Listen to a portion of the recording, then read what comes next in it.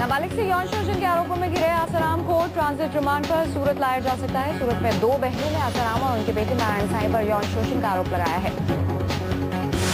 आसाराम और नारायण साईं पर सूरत की 2 बहनों के आरोपों पर केस दर्ज होने के बाद 72 घंटे से ज्यादा बीत चुके हैं। गुजरात पुलिस ने 6 टीमें बनाई हैं, लेकिन नारायण साईं कहां है, इस बारे में अब तक कोई सुराग नहीं। आसाराम और उसके बेटे की सताई दोनों बहनों के अलावा सूरत की ही एक और लड़की ने खुलासा किया है कि बाप बेटे लड़कियों को अनुष्ठान के नाम पर 1 हफ्ते के लिए ले जाते थे, जहां यौन शोषण होता था। 5 साल तक आसाराम के आश्रम में रहने वाली युवती ने बताया कि आसाराम की बेटी भारती गाड़ियों में भरकर अनुष्ठान वाली जगह पर लड़कियों को लेकर जाती थी। सनसनीखेज खुलासा करते हुए युवती ने बताया कि आसाराम और उसका बेटा नारायण साईं गरीब बच्चों के यौन शोषण का रैकेट चलाते हैं। सूरत आश्रम में काम कर चुकी इस युवती ने खुलासा किया है कि आसाराम और उसका बेटा नारायण साईं गरीब बच्चों का यौन शोषण करते हैं और फिर पीडोफीलिया नाम की बीमारी से पीड़ित हैं ये। आसाराम के राज जानने वाली युवती ने यह भी बताया कि आसाराम बच्चों को अप्राकृतिक सेक्स के दलदल में धकेलने से पहले ब्लू फिल्म भी दिखाता था। इससे पहले जोधपुर अदालत में पीड़ित पक्ष के वकील ने भी दावा किया था कि आसाराम को पीडोफीलिया नाम की बीमारी है। तब जज ने वकील को नसीहत दी थी कि बिना सबूत के कोई भी दावा न किया जाए। पीडोफीलिया एक ऐसा मनोरोग है जिसके शिकार शख्स को बच्चों के यौन शोषण की लत लग जाती है। आश्रम में रहने वाली युवती के सनसनीखेज खुलासे के बाद एक बार फिर आसाराम की मुश्किलें बढ़ गई। आसाराम के धुर विरोधी आचार्य भोलानंद ने बयान दिया है कि नारायण साईं ने गिरफ्तारी से बचने के लिए भेष बदल लिया है और वो मुल्तानी मिट्टी लगाकर घूम रहा है। आचार्य भोलानंद ने बताया कि उनके आश्रम के बेहद विश्वस्त सूत्रों से बात हुई है, जिसने बताया कि नारायण साईं गुजरात में ही है और हाथ टूटने का नाटक कर पैंट शर्ट पहन घूम रहा है। जोधपुर के ही एक परिवार ने आसाराम पर करोड़ों की जमीन कब्जाने की कोशिश का आरोप लगाया है। परिवार के मुताबिक आसाराम करोड़ों की जमीन पर कब्जा जमा लेते अगर उन्हें कोर्ट का नोटिस नहीं दिलवाया जाता।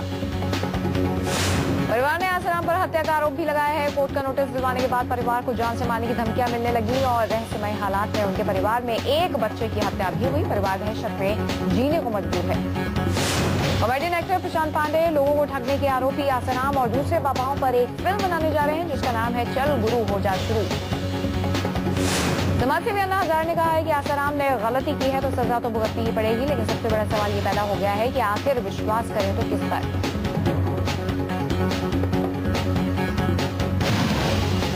रायपुर एयरपोर्ट पर बाबा रामदेव के खिलाफ जमकर विरोध प्रदर्शन हुआ। कांग्रेस की महिला कार्यकर्ताओं ने बाबा रामदेव पर कांग्रेस की अध्यक्ष सोनिया गांधी को बदनाम करने का आरोप लगाया। छत्तीसगढ़ के दौरे पर रामदेव अपने हर योग शिविर में कांग्रेस अध्यक्ष सोनिया गांधी पर निशाना साधते रहे। रामदेव के प्रचार से आहत कांग्रेसी महिला कार्यकर्ताओं ने रामदेव को चूड़ियां और साड़ी दिखाई। कांग्रेस ने रामदेव पर आरोप लगाया है कि उन्हें छत्तीसगढ़ के मुख्यमंत्री रमन सिंह ने रिश्वत दी है और इसलिए वो राज्य में घूम घूम कर उनके लिए वोट मांग रहे हैं। वीडियो कॉन्फ्रेंसिंग के जरिए बिहार के पूर्व मुख्यमंत्री लालू ने जेल से ही जज को मोहने की कोशिश की। लालू ने जज से कहा कि आप तो भगवान की तरह हैं। लालू से जज ने पूछा था कि आपको किसी तरह की समस्या तो नहीं। वीडियो कॉन्फ्रेंसिंग में जज ने बिहार के मुख्यमंत्री रहे लालू यादव से नसीहत देने के अंदाज में पूछा था कि आप जमीन से जुड़े आदमी हैं और राज्य के उच्चतम पद पर रह रहे हैं। जनता को आपसे अच्छे कामों की उम्मीदें थी।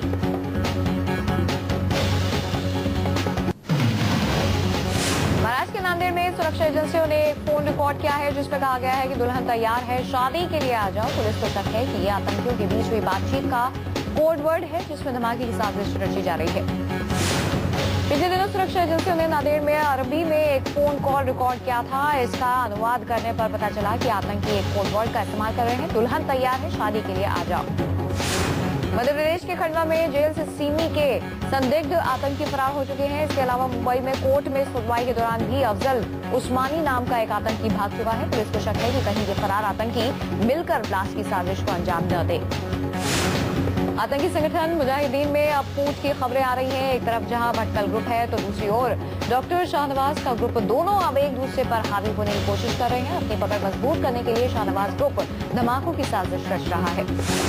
मुंबई में आतंकी खूनी दुल्हन से सुरक्षा एजेंसियां चौकस हो गई हैं। आतंकी मुंबा देवी मंदिर, महालक्ष्मी मंदिर, हाजी अली दरगाह और सिद्धिविनायक मंदिर पर हमला कर सकते हैं।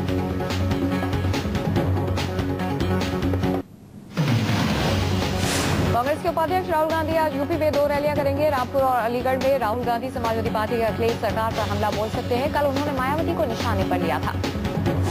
रामपुर को यूपी के कैबिनेट मंत्री आजम खान का गढ़ माना जाता है। आजम खान ने मुजफ्फरनगर के हालातों के लिए सीधे तौर पर कांग्रेस को जिम्मेदार ठहराते हुए कहा है कि कांग्रेस को तो मुजफ्फरनगर की हिंसा में हुई ज्यादतियों पर माफी मांगनी चाहिए।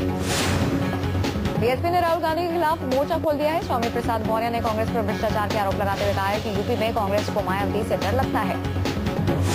बीएसपी नेता स्वामी प्रसाद मौर्य ने कहा है कि मायावती के राज में दलितों का विकास हुआ है। कांग्रेस उपाध्यक्ष राहुल गांधी ने कल नई दिल्ली में कहा था कि मायावती यूपी में दलित नेताओं को आगे नहीं बढ़ने दे रहे। वाराणसी में बीजेपी के यूपी प्रदेश अध्यक्ष लक्ष्मीकांत वाजपेयी ने कहा है कि कांग्रेस समाजवादी पार्टी और बहुजन समाजवादी पार्टी मुस्लिम वोटों के लिए आपस में भिड़ रही है।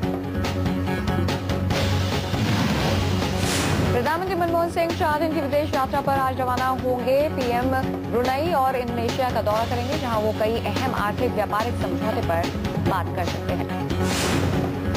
ब्रुनई दारुसलेम में Manmohan Singh ASEAN India summit में हिस्सा लेंगे। इसके अलावा 10 अक्टूबर को ईस्ट एशिया समिट में भी शामिल होंगे। विदेश मंत्री सलमान खुर्शीद और वाणिज्य मंत्री आनंद शर्मा भी उनके साथ होंगे। वित्त मंत्री पी चिदम्बरम आज अमेरिका के वाशिंगटन पहुंचेंगे, जहां वो इंटरनेशनल मॉनेटरी फंड और वर्ल्ड बैंक की सालाना मीटिंग में हिस्सा लेंगे। वित्त मंत्री चिदम्बरम सैन फ्रांसिस्को शहर में उद्योगपतियों से भी मुलाकात करेंगे और उनसे भारत में विदेशी निवेश की अपील करेंगे। नरेंद्र मोदी और साथ में वीके सिंह के मंच शेयर करने पर अन्ना हजारे ने इस्तीफा दी है कि 2 दिन पहले ही उनकी वीके सिंह से मुलाकात हुई थी। उन्होंने कहा कि वो किसी पार्टी के साथ नहीं। अलग तेलंगाना राज्य के खिलाफ टीडीपी अध्यक्ष चंद्रबाबू नायडू के अनशन का आज 3रा दिन है। आंध्र भवन में अनशन कर रहे नायडू की सेहत की डॉक्टर्स ने जांच की। अलग तेलंगाना के खिलाफ अनशन कर रहे वाईएसआर कांग्रेस के मुखिया जगनमोहन रेड्डी का आज 5वां दिन है। जगन का पल्स रेट 70 तक जा चुका है। जगनमोहन रेड्डी का शुगर लेवल भी गिरा है। डॉक्टर्स ने उन्हें अनशन छोड़ने की सलाह दी है, लेकिन जगन ने इससे इंकार किया है। आंध्र प्रदेश के विद्युत विभाग के 30,000 कर्मचारी हड़ताल पर हैं। अगर ये आज भी हड़ताल पर रहे तो आज 4थे दिन भी प्रदेश अंधेरे में ही रहेगा। बिजली कर्मचारियों की हड़ताल पर चले जाने से आंध्र प्रदेश में कई महत्वपूर्ण हिस्सों में रेलगाड़ियां रद्द करनी पड़ी, जिससे रेलगाड़ियों और रेल यात्रियों को काफी मुश्किल हो रही है। स्टेशन पर भी भीड़ बढ़ रही है। केंद्रीय कैबिनेट सचिव ने कहा है कि आंध्र प्रदेश में हो रहे विरोध प्रदर्शनों के बावजूद अलग तेलंगाना के फैसले को टाला नहीं जाएगा। कैबिनेट अपने फैसले पर अडिग है। आंध्र प्रदेश जल रहा है, लेकिन केंद्रीय गृह मंत्री सुशील कुमार शिंदे ने साफ कर दिया है कि आंध्र प्रदेश में अभी राष्ट्रपति शासन लगाए जाने की कोई योजना नहीं है। Seemandhra power employees joint action committee के चेयरमैन साईं बाबा के आंध्र प्रदेश के मुख्यमंत्री किरण कुमार रेड्डी ने उनसे मुलाकात की। रेड्डी ने बिजली सप्लाई बहाल करने का आग्रह किया। आंध्र प्रदेश के विशाखापट्टनम में संयुक्त आंध्र प्रदेश की मांग को लेकर सभी सरकारी आवासों को भी बंद कर दिया गया है। सरकारी कर्मचारी दफ्तर में कामकाज छोड़कर सड़कों पर उतर आए हैं। सरकार ने तेलंगाना पर बनाई गई जीओएम के सदस्यों की संख्या में बदलाव किया है। जीओएम में अब 10 की बजाय सिर्फ 7 सदस्य ही रहेंगे।